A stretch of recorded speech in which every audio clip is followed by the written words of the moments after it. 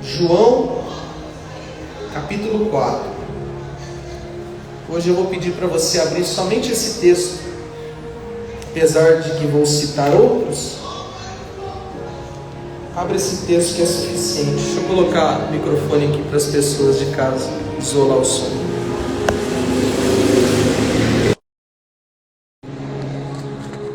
Você que está assistindo desde a sua casa, participe do culto como se você estivesse aqui, com atenção, com interesse, com sede e com confiança. Vamos orar mais uma vez? Feche os olhos. Senhor, a Bíblia está aberta, mas uma Bíblia aberta, lida por uma mente fechada, não poderá produzir os frutos que esperamos, ou que o Senhor espera. Abra, Senhor, a nossa mente, o nosso coração, o nosso entendimento. E ajuda-nos em nossa fraqueza, em nossa debilidade, em nossa deficiência. Quem vai pregar não é um exímio orador.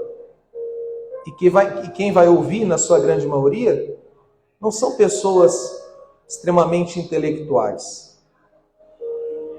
Eu tenho a minha dificuldade em explicar, e cada um aqui tem a sua dificuldade em entender. Por isso, Pai, derrama graça e ajuda-nos a compreender a tua palavra. Em nome do Senhor Jesus. Amém. E graças a Deus. Nós vamos ler João 4.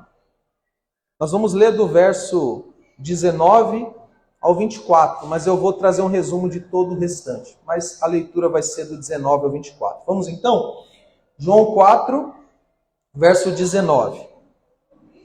Reconheceu a mulher: Senhor, eu percebo que tu és um profeta. Nossos pais adoravam sobre este monte, mas vós, judeus, dizeis que Jerusalém é o lugar onde se deve adorar. Declarou-lhe Jesus a ela: mulher, podes crer-me, está próxima a hora quando nem neste monte, nem em Jerusalém adorareis o Pai. Vós adorareis o que não conheceis. Vós adorais o que não conheceis. Nós adoramos o que conhecemos, porque a salvação vem dos judeus. Mas a hora está chegando, e de fato já chegou, em que os verdadeiros adoradores adorarão o Pai em espírito e em verdade. Pois são esses que o Pai procura para seus adoradores. Deus é espírito, e é necessário que os seus adoradores o adorem em espírito e em verdade. Até aí a leitura, olhe para cá. Nós já vamos voltar a esses versículos e vamos entender a fundo essa conversa.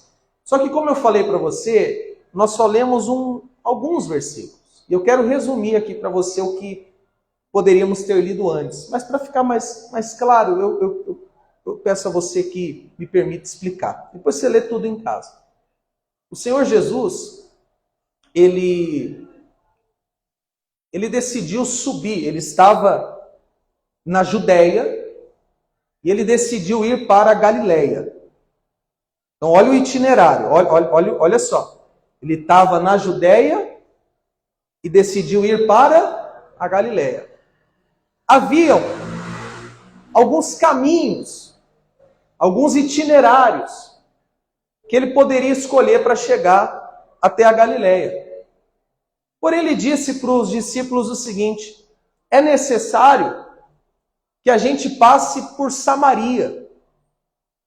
Então ele escolheu um caminho que quase ninguém escolhia. A maioria deles dava a volta, mas não passava por Samaria. Jesus falou: é necessário que a gente vá pelo caminho de Samaria. É tipo assim, vamos dar um exemplo aqui? Nós estamos aqui no Jardim Guarujá. Aí eu falo assim: eu quero ir lá em Santa Amaro. Vamos dizer que você está aqui, a sua origem é o Jardim Guarujá, o destino é Santo Amaro. Você tem várias opções. Você pode ir aqui pela M. Boi-mirim, né, ali no Largo do Socorro. Você pode ir pela Comendador e você pode ir pela Itapecerica. Né, você tem várias opções. Jesus tinha várias. Ele falou, eu vou por Samaria. E Jesus foi e antes de chegar na Galiléia, ele parou na cidade de Samaria e ali os seus discípulos foram comprar pão e Jesus parou para descansar junto ao poço de Jacó. E por volta do meio-dia, presta atenção nos detalhes, uma mulher chegou, uma mulher samaritana, uma mulher de Samaria. E Jesus falou assim para ela, vem cá, eu estou com sede, você me dá um pouco de água? A mulher olhou para ele, e aqui é o primeiro detalhe dessa mensagem que vai fazer toda a diferença nos versículos que lemos. A mulher olhou para Jesus assim, espantada, e falou assim, você é judeu, eu sou samaritana. Não faz sentido você, judeu, pedir água para uma mulher samaritana. Isso no verso 9, depois você confere. E aí o próprio texto vai dizer, os judeus não se davam com os samaritanos. Então havia um conflito. Quem quer entender a mensagem de hoje? Então você tem que entender isso aqui. Havia um conflito entre judeus e samaritanos. Um conflito entre esses dois povos. E quem são esses dois povos? E o porquê que havia esse conflito? Tanto judeu quanto samaritano eram descendentes de Abraão. E há alguns anos, ou há muitos anos atrás, não tinha uma divisão judeu e samaritano. Era um povo só. O conhecido povo hebreu, povo de Israel, a nação descendente de Abraão, era um povo só. Era o reino de Israel. Até que Salomão morreu. Isso que eu vou falar está em 1 Reis 12, depois você lê. Por favor, leia. Vamos combinar assim? Depois você lê lá 1 Reis 12, para você entender tudo que eu estou falando aqui com detalhes. Salomão morreu. E aí, o seu filho, chamado Roboão, se tornou o rei dos hebreus, o rei de Israel, o rei daquela nação descendente de Abraão. Porém, Roboão, ele decidiu reinar sobre o povo de uma forma muito cruel, de uma forma muito tirana, de uma forma muito opressora. O povo até falou para Roboão, poxa, o teu pai foi duro com a gente, pega mais leve. E Roboão falou, não vou pegar leve, coisa nenhuma. Se o meu pai foi duro, eu vou ser pior. E aí a nação de Israel, ouvindo aquilo, chegaram a uma decisão, tomaram uma decisão. Você lembra que eram 12 tribos de Israel? Com certeza você já ouviu isso. E 10, atenção a esse número, 10 das 12 tribos que formavam aquela nação, decidiu o seguinte, nós não vamos nos submeter a Roboão. Ele não vai ser o nosso rei. Nós não aceitamos ficar debaixo desse governo opressor. E essas 10 tribos foram para suas casas. Enquanto que Judá e Benjamim, apenas 2 tribos, aceitaram Roboão como seu rei. E aquelas outras 10 tribos elegeram Jeroboão como seu rei. O que estava acontecendo naquele momento? Uma divisão. Era um reino só. Agora o que aconteceu com o reino? Foi dividido. E a divisão foi mais ou menos assim. Reino do Sul e Reino do Norte. Ou Reino de Judá e Reino de Israel. Quem era o rei do Reino de Judá? Roboão. Quem era o rei do Reino de Israel, do Reino do Norte? Jeroboão. Houve uma divisão, houve uma ruptura. E acontece que Jerusalém Pessoal, esses detalhes vão fazer todo sentido na hora que eu vou explicar a questão da adoração. Jerusalém se tornou a capital de Judá. Então, vamos montar aqui uma linha. Roboão era rei de Judá e a capital de Judá era Jerusalém. Vai botando aí na tua cabeça. Roboão, Judá, e a capital de Judá era Jerusalém. Do outro lado tinha Jeroboão, rei de Israel, e a capital Samaria. De novo, Jeroboão reinando sobre Israel, e a capital de Israel era Samaria. Olha a divisão. E aí, o que acontece? Em Jerusalém, no reino de Judá, estava o templo. O templo ficava em Jerusalém, que é o lugar que Deus havia determinado que o povo iria adorá-lo. E o povo lá que estava debaixo do reinado de Jeroboão, o reino de Israel, lá em Samaria, continuava indo até Jerusalém, até Judá, para adorar a Deus. Aí Jeroboão, eu vou usar uma palavra, não é exatamente essa, mas só para exemplificar. Jeroboão ficou com ciúmes. Jeroboão pensou assim: se esse povo que está sob o meu mandato, sob o meu governo, continuar indo para Jerusalém para adorar a Deus, pode ser que eles decidam me abandonar e ficar com Roboão. Então, quer saber? Olha a ideia. Ideia que o próprio Satanás ele colocou na cabeça desse Jeroboão. Olha a ideia. Já sei. Eu vou construir bezerros de ouro. Construiu os bezerros de ouro. Chamou o povo, chamou Israel, chamou Samaria e disse assim: vocês não precisam mais ir para Jerusalém. Tá vendo esses bezerros? Esses são os deuses, o Deus de vocês. Vocês vão adorar eles. Acabou esse negócio de templo, acabou esse negócio de Jerusalém, de Judá, Roboão. Cara, esquece, vira a página. Vocês que pertencem a mim aqui, vocês vão adorar esses bezerros aqui. Tá vendo aquele monte ali? Então, vocês vão sacrificar nesse monte para esses bezerros aqui. Então, resumindo o que eu falei, a divisão foi mais ou menos assim.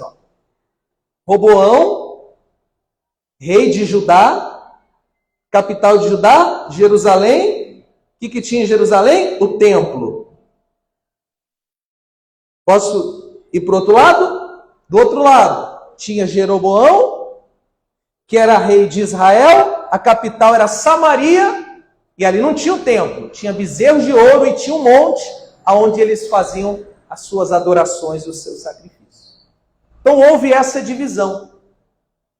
Então, quando o judeu olhava para os samaritanos, eles eram irmãos, pessoal. Falando de sangue, eles eram o quê? Mas quando o judeu olhava para o samaritano, ele enxergava o samaritano como um povo impuro, um povo misturado, um povo idólatra, um povo pecador. Então, houve uma separação entre judeus e samaritanos. Aqueles que antes estavam unidos, agora estavam separados. E cada um defendia a própria bandeira. Os samaritanos diziam: não, Deus está com Israel e nós estamos adorando ao Senhor Deus aqui em Samaria. E os judeus falavam o contrário. Não, Deus está aqui em Jerusalém, aqui no templo, e Ele é o nosso Deus, não é o Deus de vocês. Cada um puxava a sardinha para a própria brasa, como diz aquela expressão. E esse conflito, pessoal, se estendeu ao longo dos anos. Então, o que a gente começa a entender aqui? Que de um lado tinha Jesus, judeu, tribo de Judá. E do outro lado tinha uma mulher samaritana, considerado um povo idólatra, um povo que não se dava, um povo que vivia em conflito. Por isso que ela falou assim: o senhor está pedindo água para mim? Eu sou samaritana, o senhor é judeu. Quem entendeu até aqui? Entendeu? entendeu nada. Vocês estão com a cara que não está entendendo nada. Quem está entendendo? Espero que você que esteja em casa também esteja compreendendo. E só falando um pouquinho ainda dessa diferença de samaritanos para judeus, os samaritanos era considerado um povo impuro, porque houve muita mistura.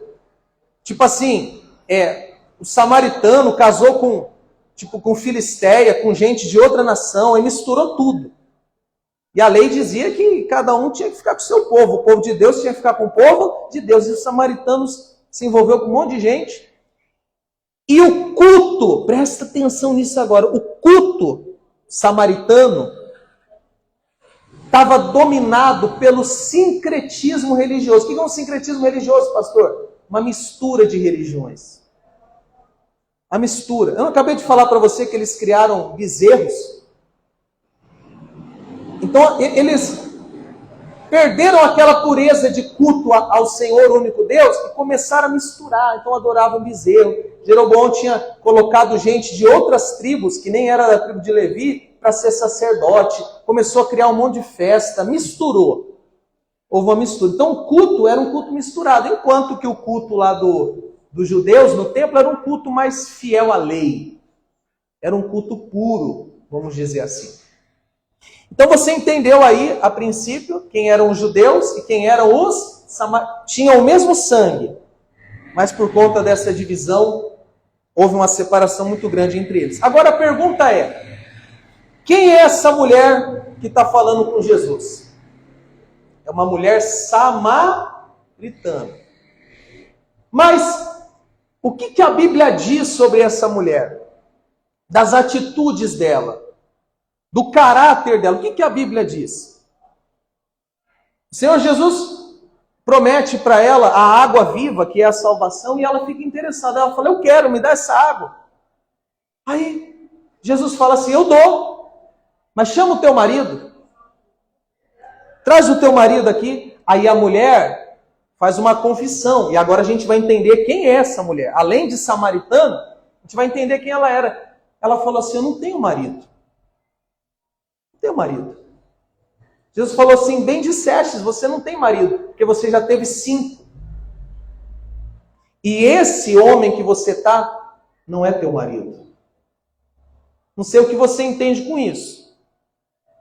Mas das duas, uma. Ou ela era uma prostituta, ou ela estava com um homem casado. Uma adúltera. Então essa mulher, além de ser samaritana, a fama dela era boa ou ruim? Você sabe por que ela foi lá meio-dia buscar? Pessoal, quem é que vai buscar água? Não é buscar água aqui no mercado não, tá? Se você vir aqui no mercado meio-dia, é uma tarefa fácil. A mulher estava com um cântaro pesado para pegar água no poço. Todo o trabalho que ela teria no sol do meio-dia. Não tinha outras mulheres ali naquele momento, ela estava sozinha tirando água. Por quê? Porque a fama dela não era boa. Então, se ela fosse tirar água no horário de pico, no horário que as outras mulheres, ela poderia até ser agredida, expulsa. Eu acredito que quando essa mulher passava na rua, as outras mulheres olhavam para o marido e falavam assim, ó, entra para dentro de casa. Vai para dentro de casa que essa mulher é perigosa. Porque é o que a gente encontra sobre ela. Ela já teve 5 maridos e agora estava na condição de adúltera, de amante. Então olha quem está falando com Jesus. Uma mulher samaritana, ou melhor, vamos trocar aqui. Olha com quem Jesus está falando. Com uma mulher samaritana e que vivia na prática de grandes pecados, vamos dizer assim. Eu estou indo por partes, pessoal, até chegar na questão da adoração, tá? No final você vai... Ah, entendi agora. Agora a gente vai voltar ao texto e entender sobre a questão da adoração. Primeira pergunta. Quem são os verdadeiros adoradores? Nós temos 3 opções aqui. A primeira delas, os verdadeiros adoradores eram os judeus, que estavam lá no templo e adoravam conforme a lei. E eu digo a você, não eram os verdadeiros adoradores dos judeus. Temos uma outra opção. Os samaritanos, que estavam lá no monte adorando a Deus, da sua forma misturada, mas estavam. Seriam estes os verdadeiros adoradores? Não. Então quem são os verdadeiros adoradores? Jesus dá a resposta. Vamos lá no verso 24. Verso 23. João 4, 23. Quem são os verdadeiros adoradores? Olha o que Jesus fala.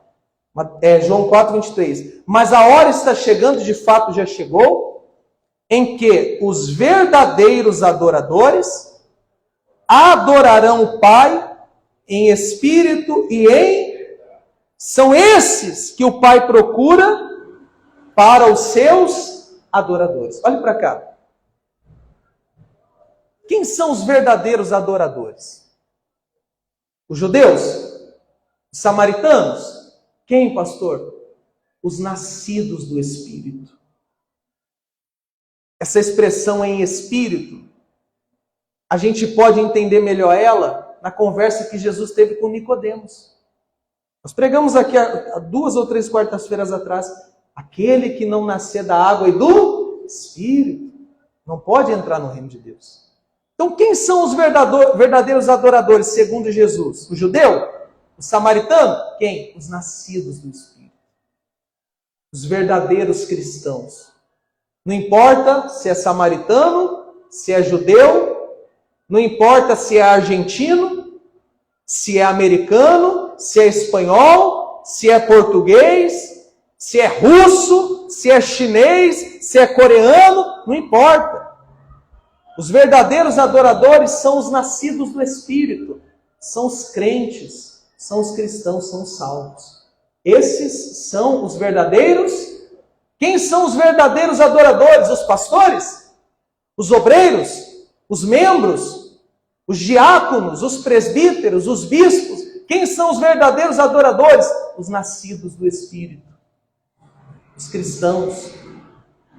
Os que creem em Jesus como seu único e suficiente Salvador. Esses são os verdadeiros adoradores. A segunda pergunta que nós vamos encontrar a resposta no texto: aonde devemos adorar? Que foi a pergunta da mulher. Vamos lá? No verso 20. Nós já lemos, vamos ler de novo. Aonde devemos adorar? Veja comigo. Nossos pais adoravam sobre este monte, mas vós, judeus, dizeis que Jerusalém é o lugar onde se deve adorar. Declarou Jesus a ela: mulher, podes crer-me, está próxima a hora quando nem nesse monte e nem em Jerusalém adorareis o quê? O Pai. Olhe para mim, olha que curioso. Vamos voltar no que eu já falei aqui. Aonde que os samaritanos adoravam a Deus? No monte. E esse monte aqui é o Monte Gerizim. Acredito que todos vocês aqui já ouviram falar do Monte Gerizim. Era o lugar onde os samaritanos adoravam a Deus.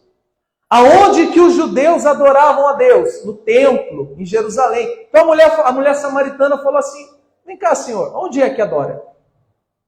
Onde é que adora? Será que é em Jerusalém ou é no monte? Quem é que está com a razão? Os judeus ou os samaritanos? Jesus falou: chegou a hora de que haverá uma grande mudança. A verdadeira adoração não vai ser nem no templo, em Jerusalém, e nem no monte, em Samaria.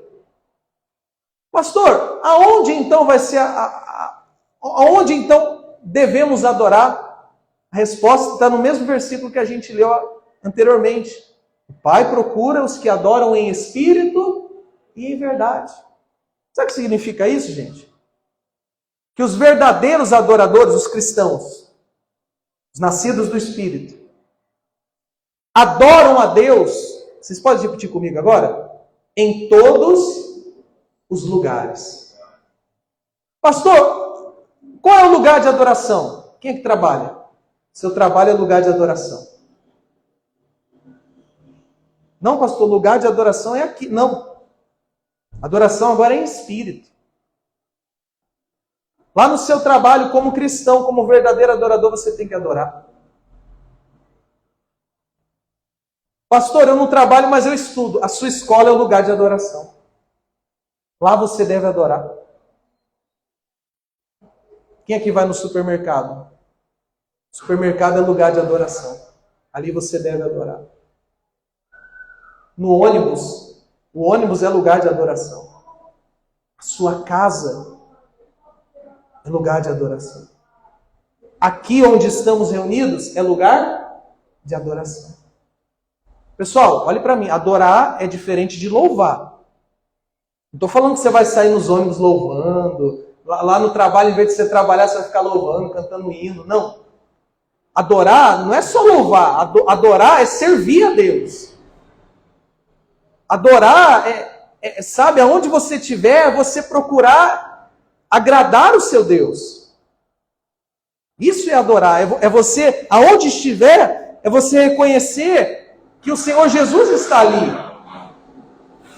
E você ali fazer de tudo para agradar a Ele. Olha como está mudando, gente. Olha como está mudando. A briga era no monte, em Samaria, ou no templo em Jerusalém? Jesus falou, nenhum dos dois. É em espírito, em todos os lugares. Em todos os lugares. Devemos adorar a Deus. Agora, a terceira pergunta. Como adorar? A gente já entendeu aqui Jesus nos ensinando. Quem são os verdadeiros adoradores? Os judeus? Os samaritanos? Os nascidos do Espírito, os cristãos. Aonde os cristãos adoram? No templo? No monte? Na onde que os cristãos adoram? Em todos os lugares. Agora, a terceira pergunta que Jesus responde: como adorar? Que o como é a forma. De que maneira? De que maneira adorar? Por exemplo, preste atenção. Os samaritanos, lembra dos bezerros de ouro, lembra das coisas que foi inventado? Os samaritanos adoravam a Deus fazendo uso de figuras, de elementos, de objetos, de misturas, sincretismo. Pega um pouquinho daqui, um pouquinho dali. Você quer saber o que é sincretismo hoje? Para você entender esse culto do samaritano? Nós somos cristãos, certo? Se eu pegar um elemento da Umbanda e trazer para o cristianismo, já comecei a misturar. Nós somos cristãos. Se eu pegar um elemento judaico e trazer para o culto, já começou o quê? Misturar. Nós somos cristãos. Se eu pegar um elemento católico, nós somos evangélicos. Se a gente pegar um elemento católico, uma prática católica, já começou a misturar. Então o culto dos samaritanos era um culto misturado. Eles adoravam firmados, baseados em figuras, em imagens, em bezerros. E essa não é a forma certa de adorar. Agora, como que os judeus adoravam? Os judeus já era direitinho. Eles tinham um templo e eles adoravam conforme a lei mandava. Então tinha todos os rituais de purificação, tinha os dias festivos, tinha toda a cerimônia, tinha lá o sacrifício dos animais, o sangue aspergido na arca.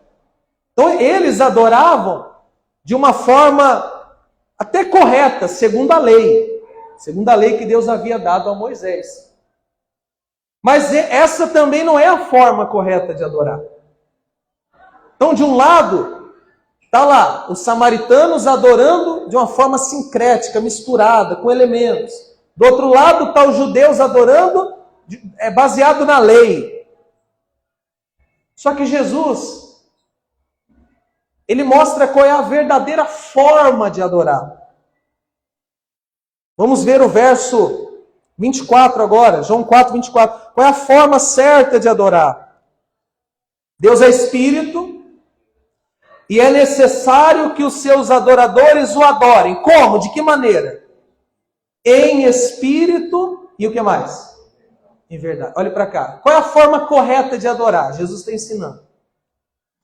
É misturando as coisas igual os samaritanos? É de acordo com a lei de Moisés? Qual é a forma certa de adorar? Jesus fala em espírito e em verdade. que significa isso na prática? Primeiro, é em espírito. Você vê o espírito? Você vê? Se você vê espírito, meu amigo, alguma coisa está muito errada aí. Você vê espírito? Espírito é o quê? Invisível. Deus é espírito, então Deus é o quê? Invisível. Então qual é a forma de adorar a Deus? Primeiro, eu tenho que me livrar do costume de querer ver coisas para adorar a Deus. Tocar em coisas para adorar a Deus. Pontos de contatos para adorar a Deus. Objetos. Deus é espírito. Você não pode querer adorá-lo fazendo uso de coisas físicas. Não sei se eu estou sabendo explicar aqui. Então, por exemplo, você olhar para o óleo, por exemplo, o óleo com azeite, e falar assim, não, o óleo é símbolo do Espírito Santo, então na minha adoração eu vou me ungir. Você já está misturando. Você já está pegando o que é invisível, que é Deus, e querendo trazer para o campo da matéria, do óleo. Essa não é a forma correta. Ou então você pegar, por exemplo, uma fitinha, uma pulseira, você já viu? Da proteção, a bênção, não sei o quê, e botar ali no braço e levantar a mão. Tipo assim, você está querendo adorar um Deus invisível, que é espírito, usando coisas físicas, coisas materiais. Deus é espírito. Você tem que entender que se Deus fosse físico, você não precisaria da fé para chegar até Ele. Você precisa de fé para me ver? Você precisa de fé para acreditar em mim? Você precisa de fé? Não, por quê? Porque eu estou aqui, você está me olhando, você pode me tocar. Deus é espírito. Então há necessidade de você adorá-lo em espírito, quer dizer, abrindo mão de qualquer tipo de matéria, de coisas materiais, para tornar o culto mais forte. Não, vamos fazer isso aqui para o culto ser mais forte. Por exemplo, pessoal, deixa eu beber uma água. Está quente demais aqui. Eu não sei você que está em casa, se você está dentro de um forno aí, mas eu estou dentro de um forno aqui. É bem calor. Você estava aqui domingo, o que eu falei para você na hora da oração da família? Quem estava aqui domingo? Eu falei isso de manhã. Tem gente que pergunta, pastor, eu posso trazer uma foto da minha família para orar por eles? Eu posso trazer uma peça de roupa para orar por eles? A peça de roupa é física. A foto é física. A garrafa com água é física. Deus é físico? Deus é o quê? Espírito. Como é que você quer cultuá-lo usando coisas materiais? Se liberte do vício de querer sempre ter alguma coisa, tocar em alguma coisa, ver alguma coisa. Deus é invisível. Ele é espírito. Então, a forma certa de adorar a Deus é em espírito. Quer dizer, abrindo mão dessa mistura e desses pontos de contato. E segundo, Deus é espírito. Então, aquele monte de cerimônia que os judeus usavam para cultuar a Deus, já não nos servem mais. As únicas cerimônias que devem fazer parte de um culto cristão são Santa Ceia e batismo. São as únicas cerimônias. São os únicos, aqui entre aspas, tá? Rituais. Para a gente adorar a Deus. Ceia e o quê? Batismo. Qualquer outro tipo de ritual, de cerimônia, de consagração disso, daquilo, isso ou é inventado lá como Jeroboão inventou, ou faz parte da antiga aliança. Só que adorar a Deus não é só em espírito. É em verdade. Então eu tenho que adorá-lo, sabendo que ele é invisível, então eu tenho que abrir mão de coisas físicas, sabendo que não tem mais cerimônias, que a única cerimônia no cristianismo é a ceia e o batismo, mas também é em verdade. E adorar em verdade significa basicamente duas coisas. Primeiro, adorar em verdade é adorar Cristo. Porque Ele é a verdade. Ele mesmo declarou em João 14:6, eu sou o caminho. E ele falou, eu sou a vida, mas entre o caminho e a vida ele falou que é o quê? A verdade. Quem é a verdade? Jesus. Então o que é adorar em espírito e em verdade? É adorar, abrindo mão de qualquer tipo de cerimônia e objetos, e adorar a Cristo. Quem é que você tem que adorar lá no seu trabalho? A Cristo. Quem é que você tem que adorar lá na sua casa? A Cristo. Quando você participa de um culto como esse, quem é que tem que ser adorado? Cristo. Infelizmente, na maioria das igrejas espalhadas por aí, se adora tudo e todos, menos a verdade. Não se adora Cristo. Se adora a placa daquela igreja, se adora personagens da Bíblia, se adora líderes da instituição, mas não se adora Cristo. Em espírito e em verdade. A verdade é Jesus. Nós temos que adorar a Jesus. E para a gente encerrar, o que mais que é adorar em verdade? Esse aqui para mim é o ponto principal. Gente, pensa comigo. Quem é que perguntou para Jesus sobre a questão de adoração? A mulher samaritana. E a mulher samaritana? Estava andando em retidão? A mulher samaritana, como é que ela estava andando? Ela estava andando no pecado, ela estava vivendo uma vida toda desordenada, ela estava vivendo uma vida totalmente contrária à vontade de Deus. E essa mulher, perdida como estava, ela estava preocupada em adorar a Deus. Sabe o que significa isso, pessoal? Adorar a Deus em verdade não é você só adorar com os lábios, ou participar de um culto, ou levantar as mãos, ou dobrar os joelhos. Adorar a Deus em verdade é você andar em santidade. Se você, por exemplo, ler Isaías 29:13, você vai ver uma declaração muito profunda que Deus fez por meio do profeta. Esse povo se aproxima de mim com os lábios, mas o seu coração está muito distante de mim. Adorar a Deus em verdade é, primeiro, adorá-lo com o meu caráter. É odiando o que Deus odeia, é amando o que Deus ama. Infelizmente, pessoal, o meio evangélico está cheio de pessoas que estão lá aos domingos adorando a Deus e no restante da semana vivendo uma vida totalmente errada.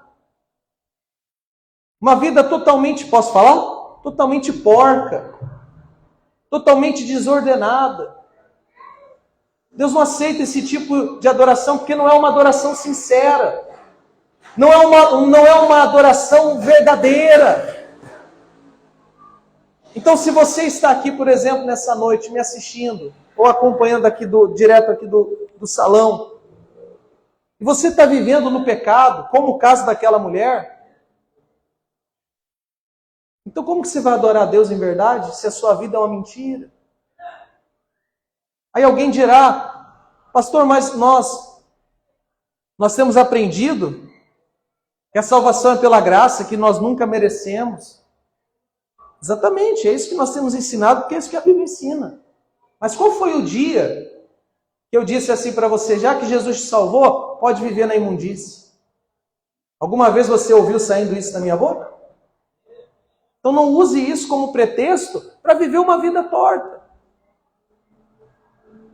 A sua santidade não vai te salvar, mas a prova de que você foi salvo por Jesus é que você vive em santidade. Então isso é um convite ao arrependimento, isso é um convite à conversão, isso é um convite ao abandonar as coisas erradas e se voltar para Cristo. Porque só assim você poderá adorá-lo em espírito e em verdade. Louvado seja Deus. Eu quero convidar todos os irmãos para orar agora, para louvar a Deus. Mas, mais do que isso, quero convidar você a depositar toda a sua fé em Jesus.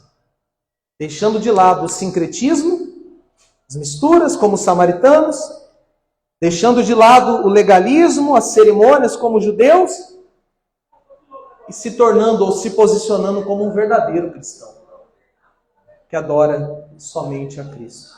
Amém? Vamos ficar de pé? Vê se vocês aprenderam mesmo. Quem são os verdadeiros adoradores? Samaritanos ou judeus? Que tinha briga, né? Quem estava certo. Quem são os verdadeiros adoradores? Os cristãos, os nascidos do Espírito.